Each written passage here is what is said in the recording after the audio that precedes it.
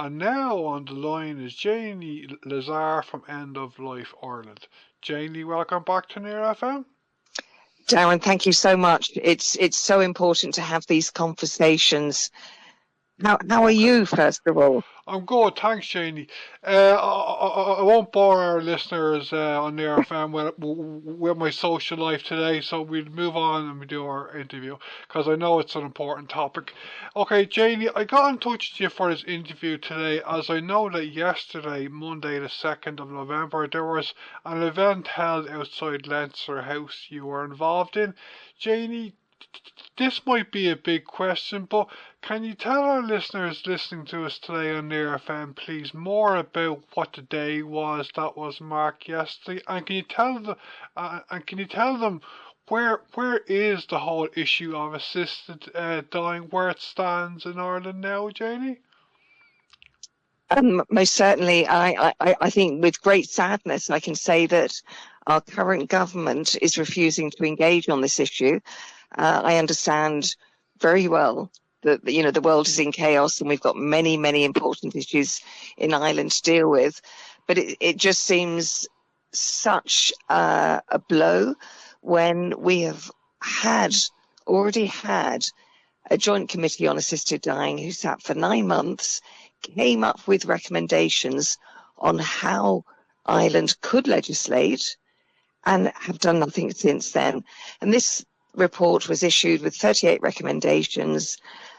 This was issued early in 2024. So that's where we're at the moment, and trying to get engagement from either the Minister for Justice or the Minister for Health is proving absolutely impossible. Nobody wants to commit or say what government are doing, or nothing in this instance. So that's where we're at that issue. But at End of Life Ireland, we're a volunteer-run organisation, as you know, a small but mighty, and I have to say it myself, a mighty team of volunteers. But it's a long journey for everybody to make sure that we keep on this journey towards legislation. So the day yesterday, every year, on the 2nd of November, around the world, and we come together in our groups, in our local communities and countries across the world to mark World Right to Die Day. And what this is, it's a way of coming together to honour courage of those who have advocated for legislation that they did not live to see, honour the courage of those who are living with a terminal illness or an incurable condition and would like the option of an assisted death, and to honour as well the courage of those without any reason other than wanting to see legislation, who are giving their time freely to this initiative and this campaign. So that's what yesterday was about, and we went again once more outside the door, and it was a Monday, and one of the politicians or the secretary within the politicians group asked me, "Why are you doing it on a Monday?" And I said, well, yes, I know very few of the politicians are in, but as none of the politicians are taking any notice of this at the moment and paying attention, does it really make any difference what day we stand outside the door? That said, we had a wonderful gathering. Ivana Bacik from Labour was there, Jen Cummings from Social Democrats, Barry Ward from Fine Gael unfortunately couldn't be with us. There's a very personal situation there. He was unable to be there. But it's important that people come together and mark the day. So we do have an event in Sligo that I would love the opportunity to tell your listeners about. Yeah, I'll ask you about that now in a minute, Janie. You mentioned the politicians that were there yesterday, and you mentioned Barry Ward wasn't there. I didn't know this, but why does Barry Ward normally does he support yourselves? He just in general, or what's the story? Do you know? Yes, he's very straight up about it. He says that whilst it wouldn't be a choice that he would make. He feels that people have the right to have assisted dying as an end-of-life option. Okay. So it to me, it's a very open-minded view of somebody who says, I may be pro-life myself, but I also believe in the right of others to choose.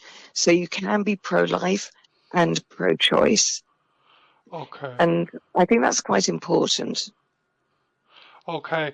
Okay, Janie, you're telling me there you have an event in Sligo. It's coming up. Can you tell me more about that? Yes, it's what I suppose, having worked for many years now in this area, what you come to realize is that people are still, well, we know that people are still traveling to avail of assisted dying elsewhere and risking their loved ones, if they are traveling with them, risk imprisonment of up to 14 years. But what we know is that for those families, the friends and families of somebody who has had to travel for an assisted death because their suffering is too great, or that they've taken alternative measures to put an end to their suffering, and quite often taking their life here in Ireland, quite often alone, that there is a huge amount of repressed grief. And because of the circumstances around, if you like, that death, that isn't able to be openly acknowledged, that carries the added burden of sorrow and sadness. And what we wanted to do was to be able to hold a gathering on or around World Right to Die Day, which is a day of honouring courage and remembrance, in order to allow people to come together and know that they were in a safe place without necessarily identifying themselves, but to say, this is what happens in the absence of legislation, that there's a huge amount of suppressed grief. And that by being amongst people who understand what is happening without legislation, that in itself may be of some comfort. So next Sunday, the 9th of November, we will be in the Yeats Building. Registration will be from 2 p.m. And then at 2:30, we will have a ceremony, if you like, with speakers. Tom Curran, Murray Fleming's life partner, will be there. Justin McKenna will speak from End of Life Ireland, not only as a solicitor, but he'll be talking about his own personal experience. His wife died of motor neuron, and it brought home to him how important it would have been to have had a kinder death. And then we have two other people known to many people in the field of dementia. Carmel Gagan, who founded Dementia Ireland, and the other person, a name known to many as a global dementia ambassador as well, Helen Rochford Brennan. So both Carmel and Helen are people who are actively promoting personal autonomy as people who have had experience and are living, in Helen's case, living with Alzheimer's. And what they're saying is, we want to live as independently as we can, for as long as we can, with the help and the support in our local communities and in our own home. But we also believe in choice.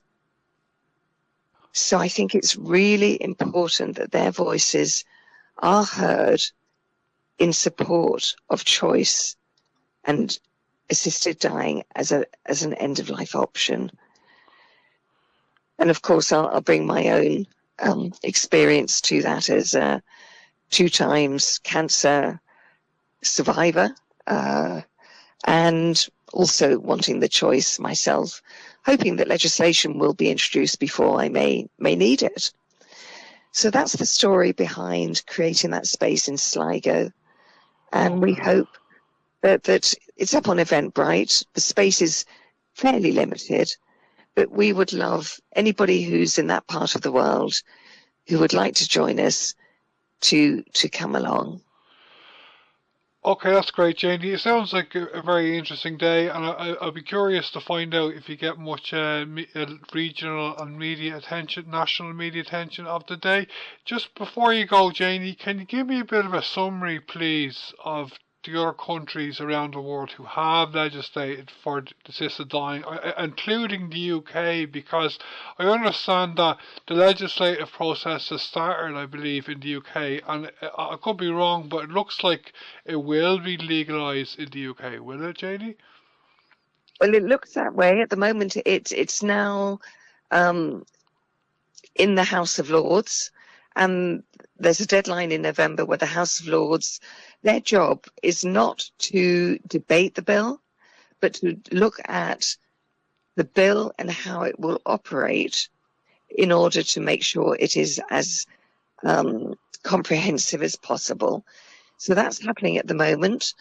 So the UK bill, or the situation for assisted dying, it is making progress in the UK, Scotland, the Isle of Man, and Jersey. So that's all happening. Where legislation is currently in existence, and one country to really pay attention to is Australia, because it's now available in all of the areas in Australia. And what's important is, particularly in Victoria, where it began with very, very conservative legislation, what they're doing now is the amendments to the bill, which the bill was so heavily safeguarded that it made it difficult for people to access. The bill is now being amended to ensure access isn't impeded. So Australia, New Zealand, Canada, 11 of the American states. It's available, obviously, in Switzerland under certain circumstances and to non-residents. In Belgium, France are also progressing it.